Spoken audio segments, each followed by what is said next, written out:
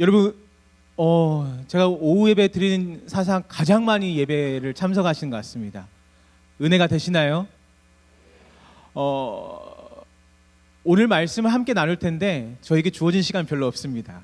그러다 보니까 말씀을 집중력 있게 전해보려고 좀 노력해 보겠습니다. 오늘 말씀은 누가복음 7장 36절에서 50절까지 말씀인데 오늘 우리는 그냥 한 절만 읽었어요. 그렇지만 말씀은 전체적으로 말씀을 한번 나눠보도록 하겠습니다. 오늘 말씀에서는 두 부류의 사람이 두 사람이 나와요. 근데 이 두 사람이 예수님을 마주하고 대하는 방식은 아주 비교하고 아주 대조적으로 볼 수 있습니다. 아주 흥미로운 말씀이거든요. 특별히 오늘 상공플러스 청년연합 예배 그리고 많은 성도님들 참여하셨는데 이 예배 가운데 오늘 말씀이 은혜가 되고 또한 우리에게 도전이 되는 말씀이 되기를 간절히 소망합니다.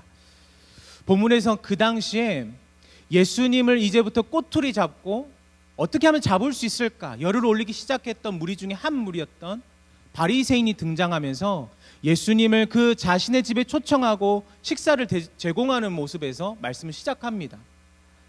바리새인의 이름은 뒤에 나오는데 36장 훨씬 뒤에 나오는데 시몬이라고 하는 바리새인입니다. 그리고 바리새인과 더불어서 오늘 말씀의 주인공이 한 명 더 있습니다. 그 사람은 죄 많은 여인이에요. 오늘 말씀에서 38절 말씀에 보면 이 여인에 대해서 이렇게 이야기합니다. 이름도 없고 지역도 없고 특징도 하나도 없는데 그 동네에 죄를 지은 여인이다 라고 이야기하는 거예요. 그렇게 명시만 되어 있어요. 그 동네에 죄를 지은 여인이다. 이 두 사람은 삶도 어떤 상황도 굉장히 대조적입니다. 사회적인 지위와 명성이 높은 바리새인과 그 동네에서 죄를 지은 여인이에요. 근데 오늘의 사건은 무엇으로부터 시작되어지냐면 바리새인이 예수님을 초대하는 것에서부터 비교가 분명하게 나타납니다. 초대는 바리새인이 했는데 바리새인은 어떻게 예수님을 초대하냐면 어떤 것도 준비하지 않고 아무것도 없어요. 이 당시 손님을 초대하는 모습은 어떤 거냐면 우리가 그냥 자신의 집에 1대1의 관계에서 손님을 초대해서 식사 나누고 이야기하고 이런 관계가 아니라 우리가 TV에서 흔히 시골에서 보는 그 잔치 자리와 같습니다. 어떤 사람을 초대했다, 어디고 제사를 드렸다, 어디에서 뭘 한다 라고 이야기하면 수많은 사람들이 집 주위를 둘러싸고 입구에서 누가 콩고물이라도 얻어먹을 수 있을까, 어떻게 하면 누가 조금 더 얻어먹을 수 있을까 생각하면서 사람들이 주위에 웅성웅성하는 거예요. 그리고 거기에 사람들이 많은 거예요. 오늘 그런 잔치 자리입니다. 예수님의 말씀을 듣기 위해서 사람들이 몰려들었어요. 그런데 이런 잔치 자리에는 한 가지의 관습이 있습니다. 초청한 사람을 어떻게 대하는 거냐면 그 사람이 건조한 지역에 생겨난 관습인데 그 사람이 잔치 자리에 앉기까지 발 씻을 물을 준비하여서 또한 기름을 준비하여서 정결하고 깨끗하고 향기가 나게 그 자리에 참여할 수 있도록 준비를 하는 거예요. 그런데 오늘 말씀을 잘 읽어보시면 44절부터 46절 말씀을 우리가 한번 화면을 띄워주시면 좋을 것 같아요. 눈으로 한번 읽어보시면 좋을 것 같아요. 이 말씀을 통해서 볼 수 있는 것은 예수님이 이렇게 말씀하시면 화면을 띄워주시면 좋겠습니다. 계속 띄워주시고요. 예수님께서 말씀하세요. 44절입니다. 44절, 46절. 시몬에게 이렇게 말씀하세요. 이 여자를 보라. 이 여자를 보라. 뭐라고 이야기해서 너는 내게 발 씻을 물도 아무것도 대접해주지 않았다라고 이야기하는 겁니다. 이것이 오늘 말씀의 시작인 거예요. 바리새인은 그 관습에 따라서 예수님을 초청했고 다 해야 되는데 아무것도 하지 않았어요. 손님 대접하기를 그냥 소홀히 한 겁니다. 근데 다른 여인은 어떻습니까? 오늘 성경에 나온 다른 여인의 모습을 보면 이런 거예요. 여인에 관한 이야기를 하기 앞서서 38절 말씀 한번 띄워주시면 좋을 것 같아요. 38절 말씀. 이 여인이 지금 어떻게 하는 거냐면 예수님이 앉아있는 그 자리에 와서 예수님에게 향유를 붓고 머리칼로 발을 씻어내는 겁니다. 이것이 어떻게 가능할까? 우리는 이것을 고민해 봐야 합니다.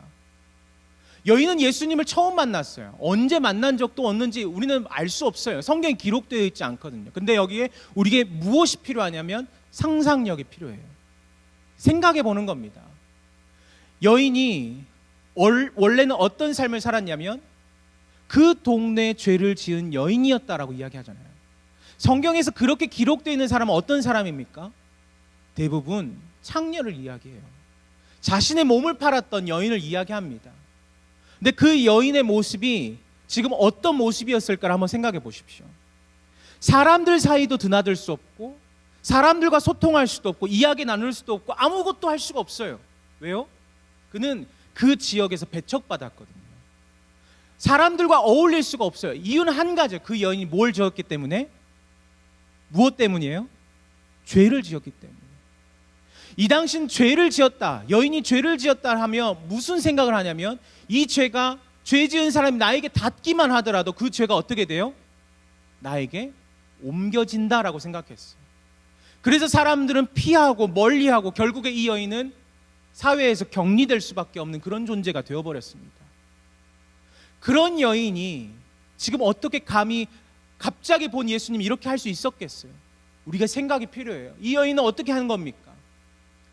간접적이든지 직접적이든지 예수님의 소식을 들었고 보았고 경험하게 되는 거예요. 그러면서 자기가 원래는 사람을 피하면서 다녔던 존재인데 이제는 어떻게 돼요?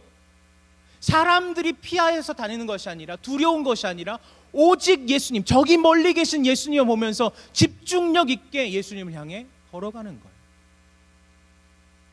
무엇이 여인의 이 삶을 가능하게 하는 것입니까? 점점 집중력 있게 걸어오는 바리새인이, 그 여인을 보고 바리새인이 무슨 생각을 할까요? 그래, 내가 오는 것까지는 참아줄게. 내가 우리 집 오는 것까지는 내가 견뎌줄게. 그런데 제발 아무것도 하지 마. 제발 아무것도 하지 마. 그냥 먹고 그냥 가. 이렇게 생각했을 거예요. 그런데 여인이 어떻게 합니까? 바리새인이 준비하지도 생각하지도 않았던 그 일을 38절 말씀처럼 행하는 거예요. 향유를 부어서 예수님의 발에 붓고 그것을 머리칼로 닦아내는 겁니다. 여러분, 우리가 한번 생각해 보십시오. 어떻게 이것이 가능할까요? 그러면서 이 여인의 모습과 예수님의 모습을 보면서 바리새인이 생각해요. 저 사람이 선지자라면, 저 사람이 선생이라면 알 텐데, 이 여인이 누군지 알 텐데, 저 향유가 어떻게 살 수 있었는지 알 텐데 가만히 있네. 지금 이걸 가만히 있네 하는 겁니다. 마음으로 생각했어요. 누가요? 바리새인. 바리새인이 분명히 마음속으로 생각했어요. 그런데 40절 말씀 우리 같이 한번 읽어보겠습니다. 40절 말씀 함께 읽겠습니다. 예수께서 대답하여 이르시되 시몬아, 내가 내게 이를 말이 있다 하시니 그가 이르되 선생님 말씀하소서. 분명히 성경에서 뭐라고 이야기합니까? 예수님 뭐라고 하세요? 대답하셨어요. 여러분, 누가 물어보지 않았습니다. 시몬이 이야기하지 않았어요. 근데 예수님께서 대답하시는 거예요. 근데 이 대답이 조금 특이합니다. 어떤 대답인가? 그냥 말이 아니라 질문이에요. 이 질문이 이런 겁니다. 두 사람이 있는데 한 사람은 큰 빚을 졌고 다른 한 사람은 작은 빚을 졌다. 근데 주인이 이 두 사람의 빚을 다 탕감해 주었다. 그렇다면 주인이 이 두 사람 중에 누구를 더 사랑하겠느냐라고 물어보는 거예요. 이게 대답이었습니다. 여러분, 우리가 여기에 수학적인 공식이 필요한 게 아니잖아요. 어떤 사람은 100데나리온, 어떤 사람은 50데나리온 빚을 졌어요. 주인이 두 사람을 탕감해 줬습니다. 주인이 누구를 더 사랑하는 거예요? 100데나리온이죠. 굳이 우리가 뭐 곱하거나 나누거나 하지 않아도 되잖아요. 시몬도 우리와 같이 대답했어요. 많은 빚을 진, 100데나리온 빚을 진 사람이 더 주인이 사랑받는 사람입니다 라고 이야기하는 거죠. 그때 오늘의 말씀, 예수님께서 이렇게 말씀하시는 거예요. 시몬에게 대답하여 이르시되 내 생각에는 많이 탕감을 받은 자니이다. 이르시되 뭐라고 하세요? 뭐라고 하세요? 내 판단이 옳다. 내 판단이 옳다. 그래, 시몬아, 네 판단이 옳다. 여러분, 근데 한번 생각해 보십시오. 네 판단이 옳다 라고 이야기하시는 예수님의 말씀이 어떤 뉘앙스로 들리십니까? 잘했다, 그래 수고했다, 생각하니라 고생했다 라고 들리시나요?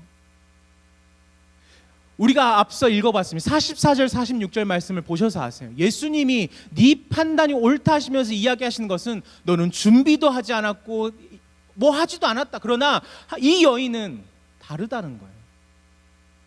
지금 여기서 이야기하고 있는 예수님의 네 판단이 옳다는 이런 겁니다. 그래, 너의 판단은 정확해. 네가 세상에서 살아가는 그 생각은 너무나 정확해. 그러나 믿음은 그게 아니야. 네 판단은 너무나 옳아. 네가 생각하는 게 다 맞아. 그런데 믿음의 방법은 그게 아니야. 이렇게 말씀하시는 거예요. 제 부끄러운 고백을 하나 좀 해보겠습니다. 이거는 제 부끄러운 고백이에요.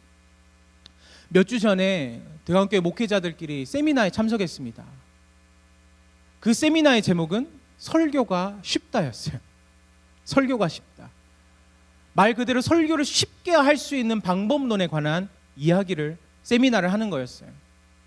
이제 강사 목사님께서 나오셔서 책을 지으셨고 이제 설교를 이제 강의를 시작하시는데 저는 습관이 하나 뭐냐면 낯선 사람이나 어떤 그런 강의를 가면 구글링을 꼭 해봐요. 이 사람이 어떤 사람인지, 뭘 했는지.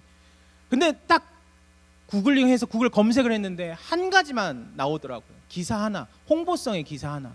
근데 그 얘기를 딱 보고 말씀을 듣는데 뭐가 생겨요? 마음에 반감이 생기기 시작하더라고요. 못 듣겠더라고요. 요즘에 설교는 이렇게 해야 합니다. 이렇게 해야 합니다. 근데 저는 그걸 못 듣겠더라고요. 그래서 반감이 계속 생겼어요. 강사 목사님 열을 내서 이야기하는데 사람들은 다 참여하는데 저만 계속 마음속으로 이런 생각을 했었어요. 첫 번째 강의 시간이 끝나고 위임 목사님이 대광교회 사역자들끼리 모여있으니까 물어보기 시작하셨어요. 목사님 어떠세요? 저한테 물어보시더라고요. 근데 제가 뭐가 잘났다고 거기에서 이렇게 말했습니다. 목사님 저는 이거 아닌 것 같아요. 못 듣겠어요. 요즘에 누가 저렇게 직접적인 화법을 말을 해요. 누가 어떤 젊은 사람들이 저런 설교를 누가 들어요? 제가 뭐가 잘났다고 이렇게 말했어요. 그런데 위임 목사님 저한테 이렇게 말씀하시는 거예요. 맞아요 목사님.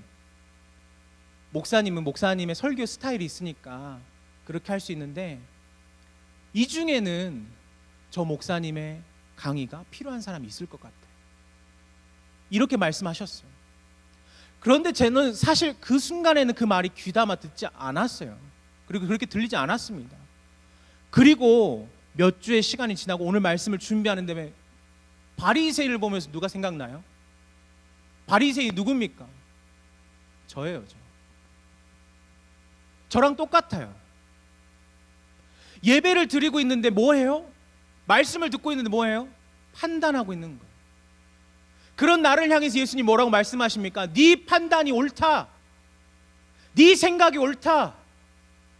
하지만 이 중에 누군가는 저 말씀이 필요한 사람이 있을 거야.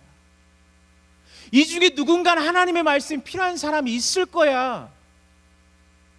그 여인 누구예요? 바로 이 죄 많은 여인이었어요. 죄 많은 여인이 하나님의 말씀을 듣자마자 인생이 바뀌기 시작하는 거예요. 사랑하는 성도 여러분, 한 무리는 예수님의 말을 듣자마자 어떻게 이야기해요? 아니야, 틀렸어. 어떻게 선지자가 저 여인을 모를 수가 있어? 그게 말이 안 되잖아. 이야기합니다. 하지만 다른 한 무리의 사람은 어때요? 경험하지도 듣지도 어떤 지역적인 특징도 아무것도 나와 있지 않는데 이 여인이 예수님의 발 앞에 자신의 죄를 고백하는 것도 아니고 그냥 발 앞에 무릎 꿇고 엎드려서 자신의 모든 것을 드려 하나님을 경배해요. 여러분, 우리의 예배가 이렇게 되어야 할 줄 믿습니다. 여러분, 방금 찬양 드렸어요. 오늘 설교는 딱 여기까지거든요. 근데 이제 우리의 고백이에요. 방금 찬양을 드렸어요. 여러분 어떠세요? 만족이 되십니까? 만족이 되세요? 만족이란 단어가 어색하니까 은혜가 되십니까? 되세요? 분명히 우리 중에는 어떤 마음이 있습니까? 이신웅 목사와 같은 마음이 있어요. 아, 지금 어둡네? 소리가 크네? 왜 오늘 저 목사야? 여러분, 수만 가지의 생각이 우리를 가로막습니다. 무엇 하는데요?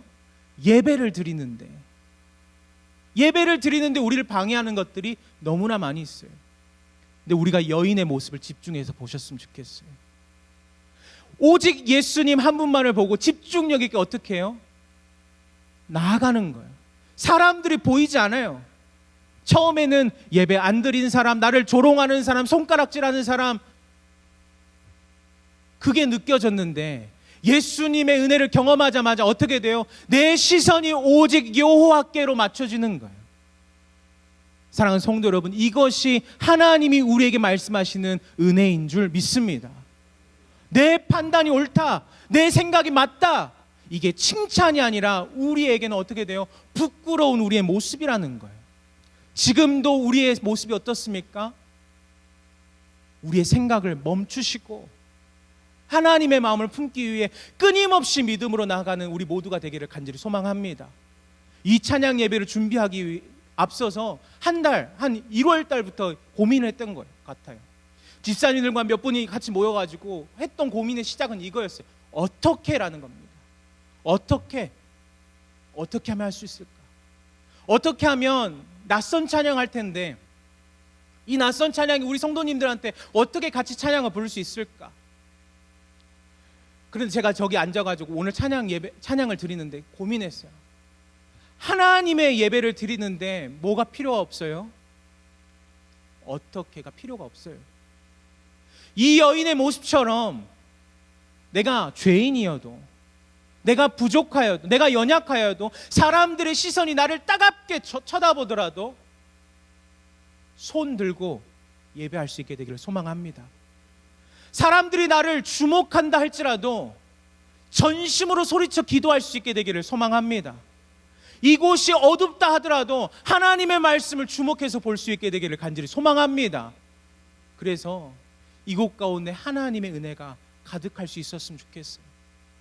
요즘에 많이 들어보셨을 거예요. 미국의 에즈베리 대학이라고, 수요일 날도 이동현 목사님 설교하셨죠. 그곳에 몇 주 전에 이 예배가 시작되었어요. 그런데 강사 목사님이 내려오고 몇 명에게 성령님 감동하셔서 20-30명에게 남아서 기도해라, 그런 마음을 주셨다고. 그리고 남아서 기도하고 지금까지 그 예배가 이어져 가고 있습니다. 무엇이 가능할까요? 무엇이 그것을 가능하게 했습니까? 한 가지예요. 우리의 판단이 그치는 겁니다. 몇 시에 끝나는지, 밥을 주는지, 지금 뭘 하는지, 무슨 곡을 하는지, 몇 시인지 궁금하지도, 묻고 싶지도, 알고 싶지도 않아요. 여러분, 우리의 대강교회 예배가 그런 예배 될 수 있게 되기를 간절히 소망합니다. 어두워도 상관없어요. 모르는 거 가면 뭐 어떻습니까? 트로트 하는 것도 아닌데요, 가요 부르는 것도 아닌데요. 우리가 하나님을 예배하고 있잖아요. 그것만으로도 주님 앞에 영광 돌리며 감사할 수 있는 우리의 심령이 되기를 간절히 소망합니다. 그래서 사람들 사이로 지나올 때 사람이 두려운 게 아니라 하나님만을 볼 수 있는 믿음의 눈을 열어가셨으면 좋겠습니다. 제가 말씀을 준비하면서 이 찬양이 생각났어요. 이 여인의 심정이지 않을까 싶어요. 제가 한번 찬양해 볼게요. 주님의 나라와 뜻이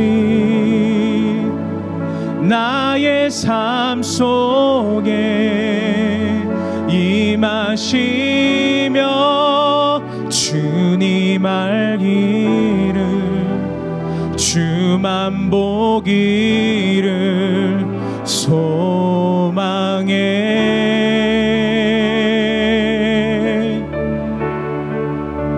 거룩히 살아갈 힘과